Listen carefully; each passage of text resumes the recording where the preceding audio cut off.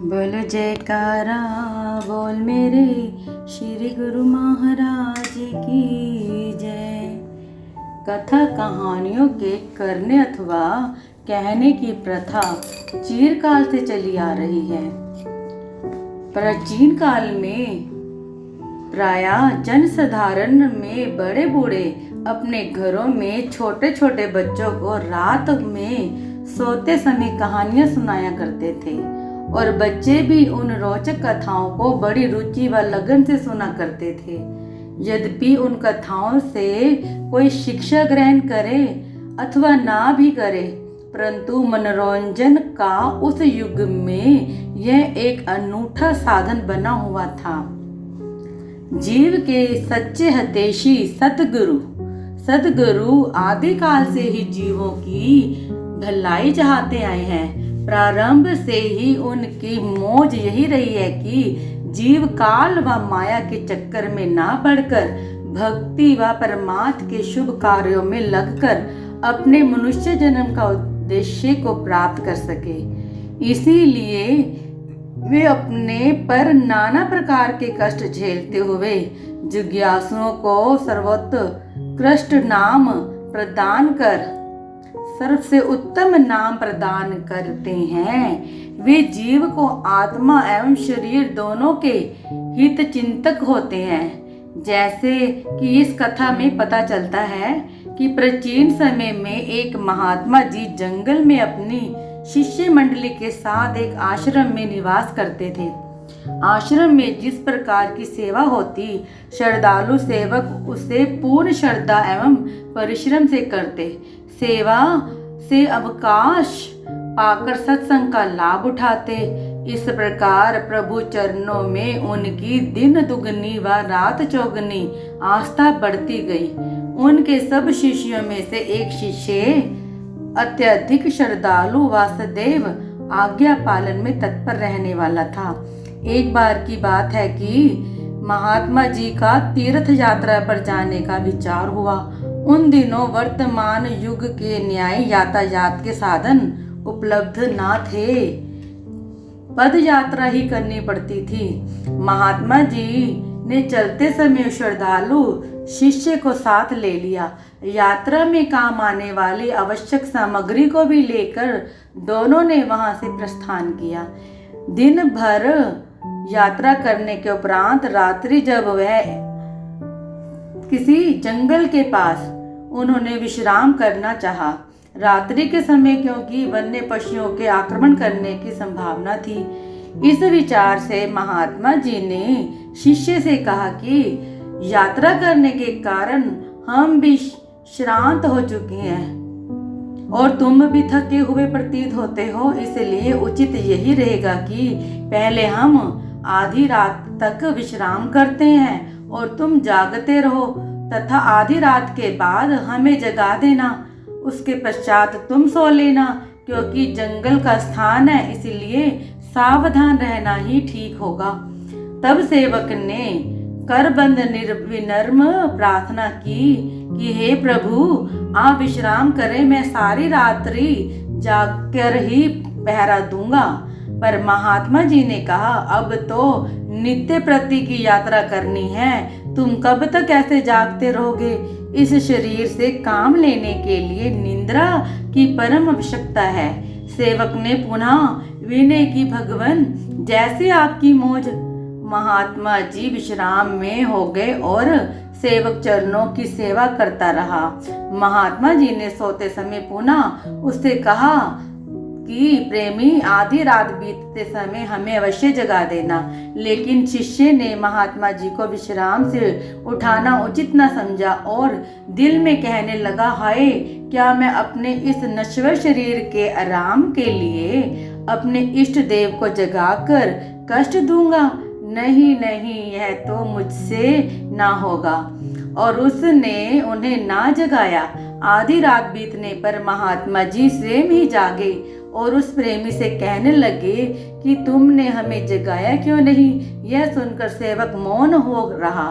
फिर महात्मा जी ने कहा, प्रातः फिर यात्रा में चलना है और तुम विश्राम कर लो।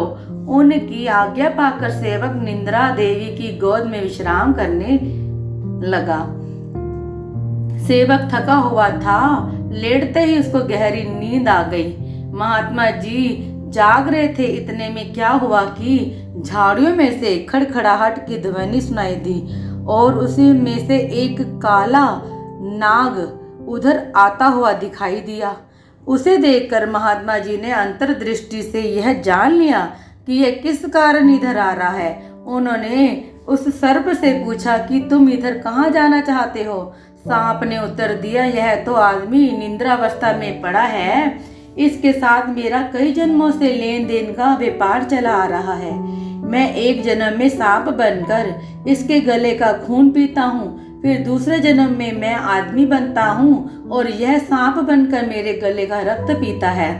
इसी नियम के अनुसार ही मैं आज फिर इसके गले का खून पीने को आया हूँ। आप इसमें कोई बाधा मत डालें, मुझे अपना बदला लेने दे।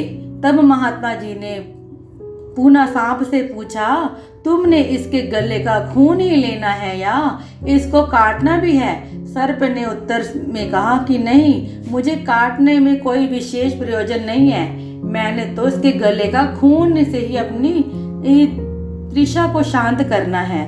उत्तर पाकर महात्मा जी ने कहा, ठीक है, तुम यहाँ रुको, हम तुम्हें इसके गले का खून ला देते हैं। यह सुनकर वह सर्प देव वहीं रुक गया। इधर महात्मा जी के मन में विचार आया कि हमारा कहना युक्ति संगत ही है। यदि सांप इसको काटता है तो इस जंगल में सर्पडंक के उपचार का कोई साधन भी नहीं मिलेगा। विष के प्रभाव से इसकी मृत्यु भी हो सकती है। दोनों कर्मों का सिलसिला और इनके दोनों कर्मों का सिलसिला जन्मों तक चलता रहेगा। भविष्य के परिणाम को सोचकर महात्मा जी ने अपने सम्मान में से चाकू निकाला और सेवक की छाती पर बैठकर उसके गले से खून निकालने लगे। श्रद्धालु सेवक ने, जो कि नींद से अचेत पड़ा था, एकाएक छाती पर बोझ व गले पर चाकू चलता देख चौंक कर देखा कि मेरे वक्षस्थल पर मेरे सतगुरु ही विराजमान होकर यह कार्य कर रहे हैं। उसने तुरंत ही अपनी आंखें मूंद ली। वह दिल में सोचने लगा कि यदि कोई अन्य होता तो मैं उससे अवश्य पूछता, परंतु यह तो मेरे अपने ही परम हितैषी गुरुदेव विराजमान है। इन्होंने इस कार्य में मेरी भलाई ही सोची होगी। महात्मा जी ने चाकू से उसके गले से खून की बूंदें निकाली और बर्तन में डालकर सांप के आगे बर्तन रख दिया। खून पीकर वह सांप चलता बना। तब महात्मा जी ने अपने दुपट्टे में से कपड़ा फाड़कर सेवक के गले पर पट्टी बांध दी। प्रभात होते ही महात्मा जी ने सेवक को जगाया और दोनों सामान उठाकर यात्रा पर चल दिए।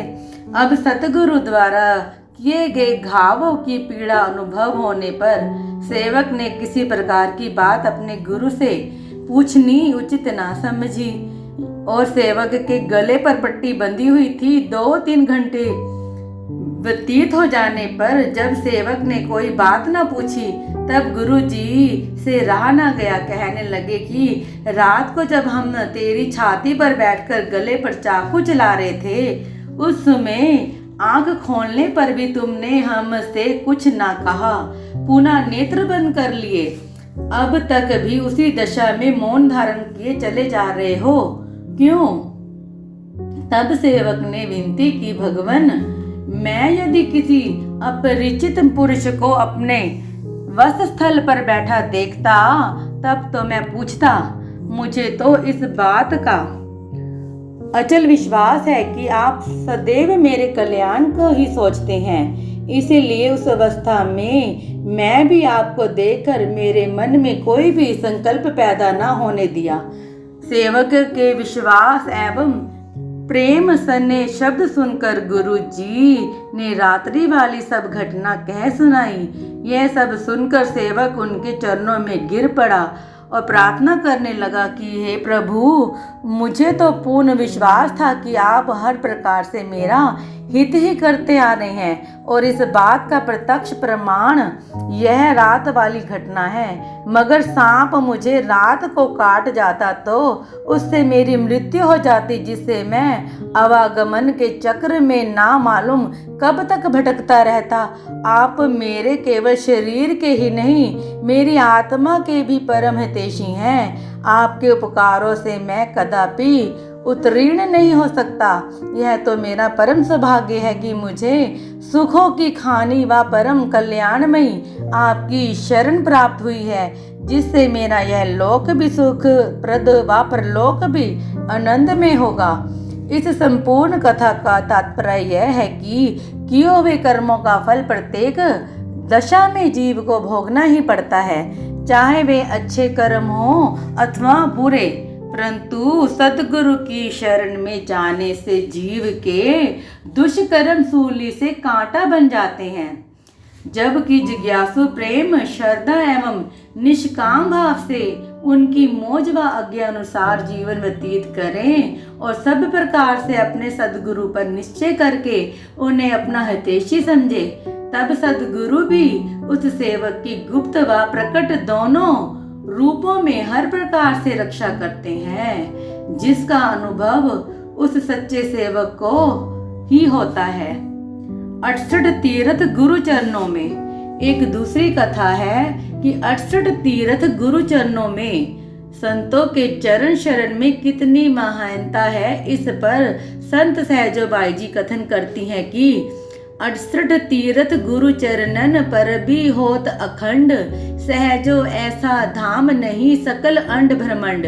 अर्थात दृष्टि में जितने भी तीर्थ पाए जाते हैं वे सब वस्तुतः संत महापुरुषों के चरणों में ही स्थित हैं। श्रद्धा से संतों की सेवा करने एवं उनकी चरण धूलि मस्तक पर लगाने से ही सब तीर्थों का फल उपलब्ध हो जाता है। जैसे इस कथा में पता चलता है कि एक बार की बात है कि इस बात से सभी परिचित हैं कि गंगा जी पर प्रति वर्ष मेला लगा करता है और लोगों के दिलों में वह भावना दृढ़ है कि गंगा जी का स्नान करने से मानव पापों से छुटकारा पा सकता है। लाखों की संख्या में लोग मेले में जाकर गंगा जी में स्नान कर अपने पापों से छुटकारा पाने चाहते हैं। इन्हीं लोगों में से किसी एक गंगा भक्त की बात है, उसने ऐसी प्रतिज्ञा की हुई थी कि जब तक मेरा जीवन है तब तक प्रतिवर्ष मैं श्री गंगा जी का स्नान करूंगा और भोजन भी उनके हाथ से ग्रहण करूंगा जिन्होंने गंगा स्नान किया होगा। इसी प्रकार कई वर्ष बीत चुके थे। एक बार मेला समाप्त होने पर वह गंगा जी का स्नान कर जब वह घर लौट रहा था तो मार्ग में रात्रि पड़ने के पर वह किसी महात्मा जी की कुटिया पर ठहरा और रात को उसने वहीं विश्राम किया। सुबह जब महात्मा जी उसे भोजन देने लगे तो वह गंगा प्रेमी ने मन में सोचा कि महात्मा जी तो गंगा के समीप ही रहते हैं और प्रतिदिन स्नान करते होंगे, इनसे क्या पूछना कि ऐसा विचार करके उसने महात्मा जी के हाथों का भोजन खा लिया। भोजन के उपरांत जब वह जाने लगा तो महात्मा जी से कहने लगा, महात्मा जी, मुझे कुछ दिशा भ्रम हो गया है, कृपया रास्ता बता दीजिए। महात्मा जी ने पूछा, तुमने किस ओर जाना है? भक्त ने कहा, महात्मा जी, आप गंगा जी की ही दिशा बता दीजिए। उसकी विपरीत दिशा से ही मैं आया था और उसी ओर मैंने वापस जाना है। महात्मा जी आश्चर्य में मुद्रा बनाकर बोले, भाई, गंगा के मार्ग को तो हम जानते ही नहीं, परंतु हम तुम्हें चारों दिशाएं बता देते हैं। महात्मा जी की बात सुनकर भक्त आश्चर्यचकित हुआ और मन में पश्चाताप करने लगा कि आज तो मेरी प्रतिज्ञा ही टूट गई। मैंने तो यह विचार किया था कि महात्मा जी तो नित्य प्रति गंगा स्नान करते होंगे। हाय, मेरे साथ तो बहुत धोखा हुआ।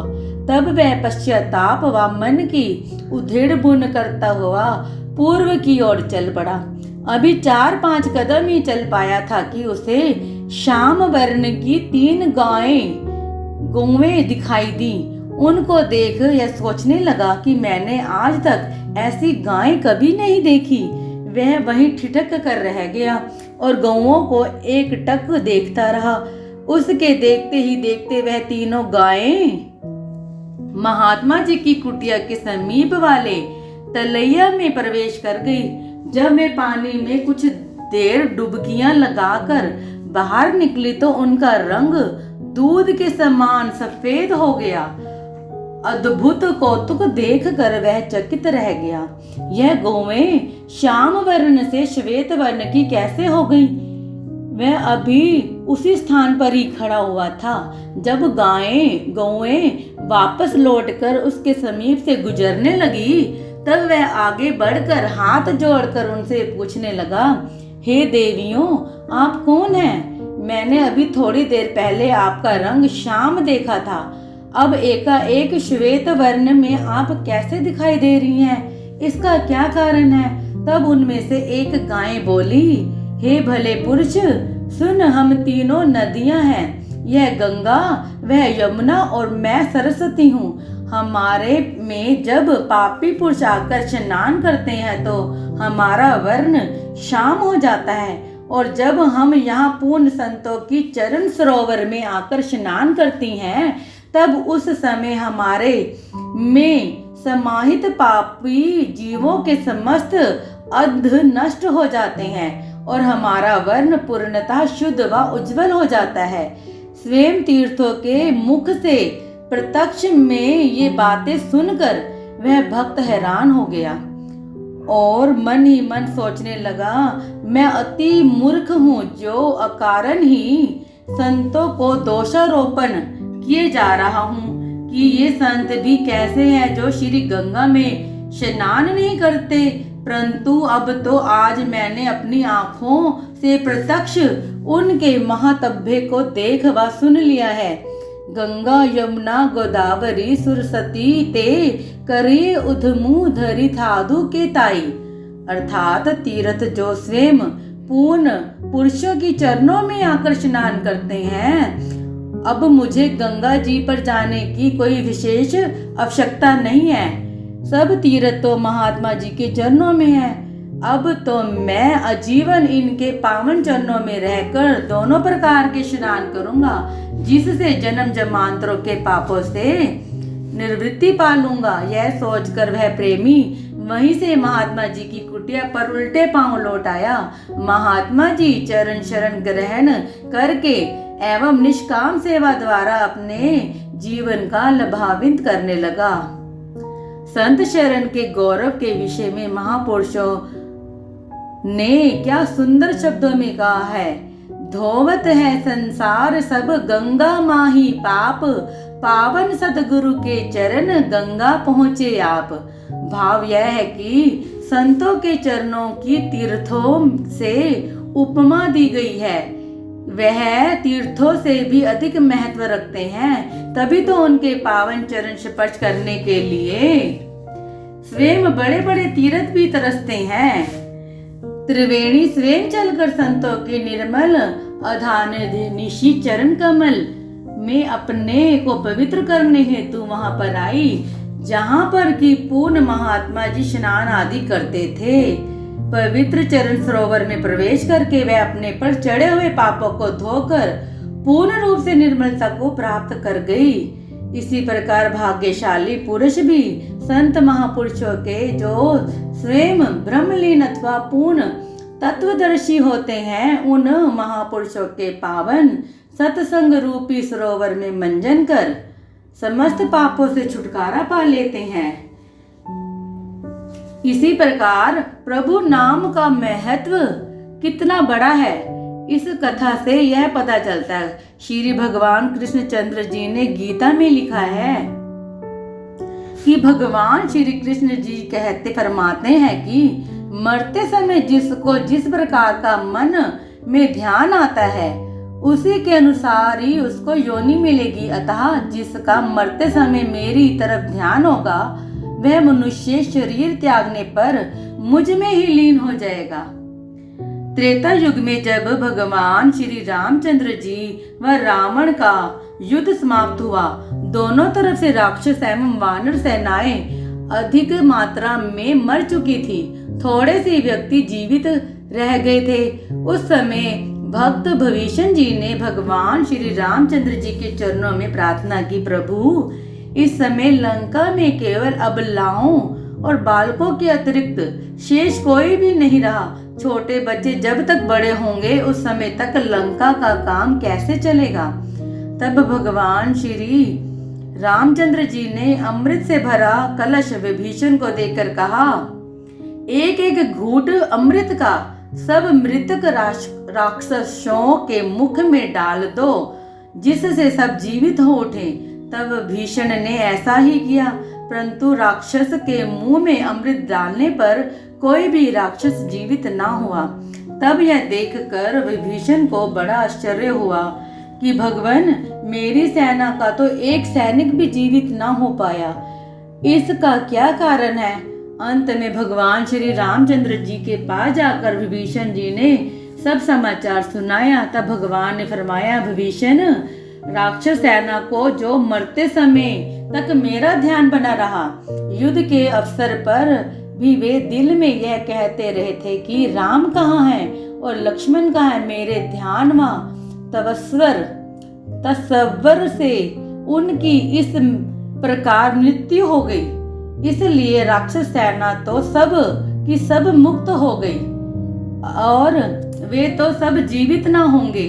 भगवान श्री रामचंद्र जी ने विभीषण को कहा कि वानर सेना ने हमारी सेवा कर के पद्म पद की प्राप्ति की है और राक्षस सेना को अंतिम समय मेरा ध्यान आ जाने पर मुक्ति प्राप्त हुई है। ए विभीषण, आगमन के चक्कर से छूटने को दो उपाय हैं, सेवा तथा ध्यान। सेवा करने का प्रयोजन भी यही होता है कि अंतिम समय इस जीव को अपने इष्ट देव का ध्यान और तसव्वुर आवे। भाव यह है कि इसी प्रकार अंतेमति सा गति, मरण काल में जो विचार भी सर्वोपरि होता है, उसी के अनुसार ही मनुष्य का परलोक में गति मिला करती है। परंतु जीवन के अंतिम क्षणों में श्रेष्ठ भावनाएं ही हमारा साथ देवे, इस बात की निर्भरता मनुष्य के जीवन काल में दिनचर्या पर है। जैसे वातावरण में और जिस प्रकार की संगति में उसने समय व्यतीत किया होगा, उसी प्रकार के विचार अंतिम क्षणों में उत्पन्न होंगे। अपने जीवन काल में ही मधुर और विमल सत्संग, सतगुरु की सेवा व मालिक के नाम का भजन सिमरन के वातावरण में जीवन व्यतीत करना चाहिए। यही जीवन का मुख्य उद्देश्य है। जय सच्चिदानंद जी। अगर आपको हमारी वीडियोस देखना पसंद है और आप हमारे चैनल से जुड़े रहना चाहते हैं तो प्लीज़ वीडियो को लाइक, शेयर और चैनल को सब्सक्राइब कर दीजिए।